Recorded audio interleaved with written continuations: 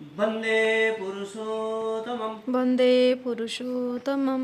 आज हम परम ब्रह्म स्त्री से ठाकुर अनुकूल चंद्र के दिव्य लीला कहानी उसके बारे में एक आलोचना रखेंगे। परम ब्रह्म स्त्री से ठाकुर हम लोगों को कैसे बचाते हैं, नए जीवन दान करते हैं, उसके इस एक दिव्य लीला कहानी के बारे में आज आलोचना रखेंगे। ये घटना मेरे प्रिय परम से लिया गया है और शीर्षक है बर्मा के वकील P.R. बनर्जी की सपरिवार रक्षा। श्री ठाकुर का निर्देश वकील P.R. बनर्जी उनको सपरिवार बर्मा छोड़ाने का मिला था। बर्मा हाईकोर्ट में उनका पैसा अच्छा चल रहा था। पत्नी और 4 संतानों के साथ रंगून में 12 कमरे वाले एक आलीशान बंगले में रहते थे और ठाकुर जी पर उनका खूब भरोसा था। एक बार उनकी बेटी उनको नेफ्राइटिस बीमारी में पीड़ित थी और उस समय उस स्वस्थ करने के लिए वो रंगून के चिकित्सक सारे नाकाम हो गए। फिर वो ठाकुर जी के इलाज से वो स्वस्थ हो गई। ठाकुर जी का आदेश मानकर उन्होंने कुछ जमीनें वही बेचकर बैंक में रुपए जमा कर दिए थे ताकि जरूरत पर वो काम में आ जाए। 6 जनवरी 1942 की रात बनर्जी बाबू निश्चिंत होकर घर में सो रहे थे। थोड़ी देर बाद कोई उन्हें जैसे कान में कहने लगा, बनर्जी भाग जाओ, बनर्जी भाग जाओ, जल्दी यहाँ से भाग जाओ। और उनकी पत्नी वो गहरी नींद में पास में सोई हुई थी। खिड़की के पास खड़े होकर वो बाहर झोंके और चारों ओर शांत परिवेश था, सन्नाटा था, सुनसान रात। सोचा शायद सपना होगा। फिर दोबारा बिस्तर पर लौटकर चादर ओढ़ने वाले थे।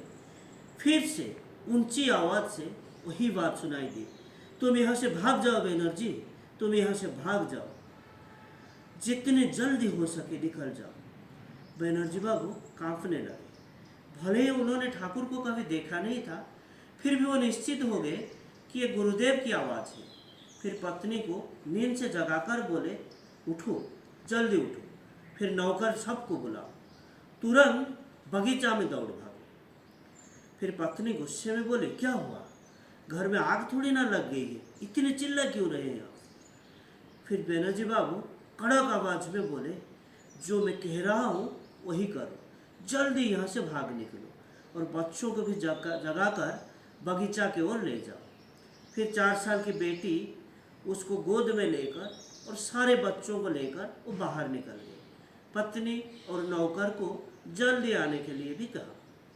फिर घर से दूर एक बगीचा के कोने में सब इकट्ठे हुए और बेटी, उनके नाम कमला थी, और बेटी कमला रो रही थी। उसे भी उन्होंने चुप करवाया। पत्नी ने पूछा, क्या हुआ है, घर से हम लोगों को भाग जाने के लिए क्यों बोले? फिर बेटी के फराक से पसीना पोंछते हुए बनर्जी बाबू ने कहा, मुझे नहीं पता, ठाकुर जी ने मुझे कहा ये जगह छोड़ने के लिए और उनके ही निर्देश था, इसीलिए मैं सबको बोला कि जगह तुरंत खाली कर दो। शायद सपना होगा। नहीं, सपना नहीं, मैं बिल्कुल जगह था। मुझे लगा ठाकुर जी मेरे कान पर घर छोड़कर भाग जाने के लिए बार बार मुझे कह रहे हैं, बार बार मुझे वही निर्देश दे रहे हैं।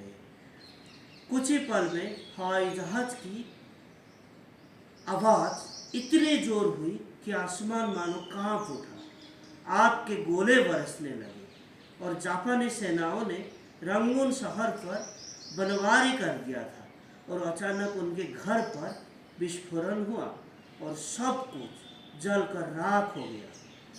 फिर बनर्जी बाबू ने सपरिवार कामायुक्त के दुर्गम पथ से नदी घाट पर देखा कि जहाज में जाने के लिए काफ़ी शरणार्थी जमे हुए हैं। पत्नी और पुत्र शैलेन को कतार में खड़े करके रुपए लाने के लिए बैंक गए। फिर बैंक बंद हो गया था, फिर तुरंत खोलने वाला भी नहीं था, इसीलिए निराश होकर उन्हें लौटना पड़ा। फिर सारी नावों में लोग भरे गए थे। वो हर तरफ देखने लगे, जितने भी नाव थी और हर नाव में लोग भर गए थे। जहाँ जाने की खबर किसी को पता नहीं था।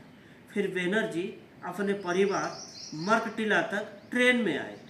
फिर बाद में कोई गुरु भाई से मुलाकात हुई और सब एक साथ मंडालय तक आए।